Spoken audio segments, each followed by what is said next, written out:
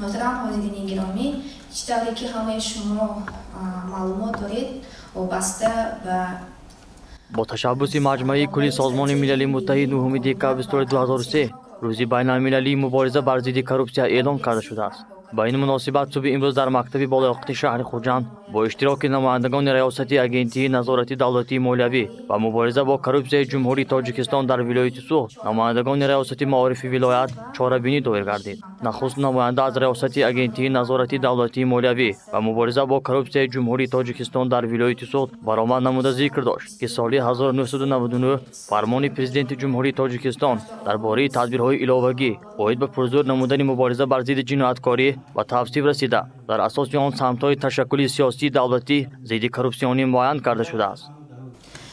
امروز تاجیکستان عضو شبکه ضد کروپسیونی سازمان همکاری اقتصاد و رشد بوده. وابسته به تکمیل قانونگذاری در این سمت اقدام زیادی را عملی کرده ایستاده است. همزمان در دوره استقلالیت دولتی دو استراتژی ملی مقاومت با کروپسیا قبول کرده شد که در آنها چاره‌های مجموعی خصوصیت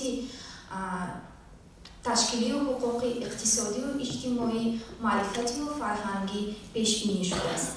بعدا ناظر کلان شعبه پیشگیری ریاست اگنتی نظارتی دولتی مولوی و مبارزه با کروپسیا جمهوری تاجیکستان در ولایت سوخت واسلیبگ نظریان دایر به تاریخی به امضا رسی و هدفهای کنونسیون سازمان ملل متحد ضد کروپسیا معروضه نمود.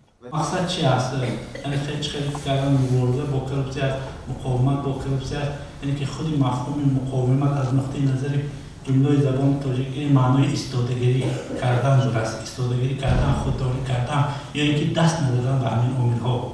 یعنی که مقاومت این خود هر یک شخص در نهاد خود سیاسی ضد کروپسیون تربیت کنه و همون اهل آیدن نزدیکان خودش اگر همون کردار دست ندادن یکی نه همون کردار به دست ندادن نه به همون چیز مساعدت کنه علاقه همین خود مقاومت است. ذکر گردید که اساسی مبارزه بر این ظهورات خفناک از کنونسیون سازمان ملل متحد منشأ گرفته آن 31 اکتبر سال 2003 قبول گردیده است. بلند گشتن سطح و شدت کروپسیا باعث ضعیف گشتن اساسهای اخلاقی معنویات جامعه و کاهش یافتن آبرو و اعتبار دولت در عرصه بین المللی می‌گردد.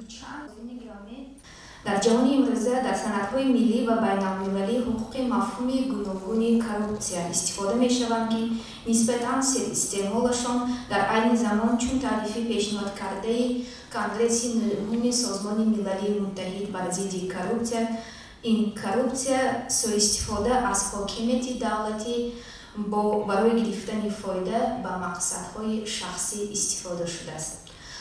مسئله مبارزه با کروپسیا و یکی از مسائل کلیدی تأمین رشد اقتصادی و اجتماعی هر یک دولت جهان از جمله جمهوری تاجیکستان تبدیل یافته است. مبارزه بر مقابل کروپسیا فقط وظیفه مقامات حفظ حقوق نبوده و در این مبارزه هر یک شهروند تمام اهل جامعه بی‌طرف نباشد. ساحه معارف یکی از ساحه‌های مکمل‌ترین جامعه به حساب می‌رود. در پیشرفت جامعه نقش اثرگذار دارد که در این سمت در سمت مقاومت با کروپسیا محک اساسی ساحه معارف تربیت کادرها ایجاد کردن غایه‌های ضد کروپسیونی نسل نوآور که از باغچه سر کرده از ساحه معارف تربیت می‌یابد تا کادر در کار حمایت بچه‌ای که می‌گوید گهواره تا دانشجو این همین معنی دارد که یعنی از همون تولد شدن ما باید مفکوره جوانان واقعا سازنده و آبادکار و که بردارنده آبرو اعتبار ملی میگردن آنها رو باید در همین روحیت باشند. پس متخصص نماینده تشکیلات جمعیتی ریاستی اگنتی نظارتی دولتی مالیوی و مبارزه با کروپسیا جمهوری تاجیکستان در ولایت سوخت عبدالله عبدالوهابوف اندیشه‌های خود را عاید مقاومت با کروپسیا بیان داشت. گزارش شهرام کاملزاد برهان برهانوف برای برنامه خبر 24